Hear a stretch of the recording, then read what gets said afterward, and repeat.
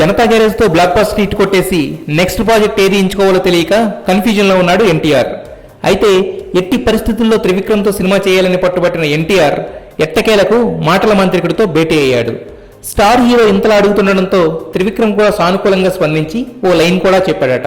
అయితే ఆ మీటింగ్ లో మహేష్ 25వ సినిమా కోసం త్రివిక్రమ్ రెడీ చేసిన లైన్ విని ఆ కథను తనతో చేయమని రిక్వెస్ట్ చేశాడని, కానీ ఆల్రెడీ ఆ లైన్ ని మహేష్ కి కమిట్ అయిన త్రివిక్రమ్ నో చెప్పాడని అంటున్నారు. ఎన్టీఆర్ మాత్రం సినిమా గ్యారంటీ, బట్ ఆ లైన్ మాత్రం ఇవ్వమని అడుగుతున్నాడట. అయితే ఈ వ్యవహారం తెలియలా లేదని ఫిక్స్ అయిన త్రివిక్రమ్ పవన్ కళ్యాణ్ తో సినిమా కోసం స్క్రిప్ట్ ఫైనల్ చేసుకుంటున్నాడట.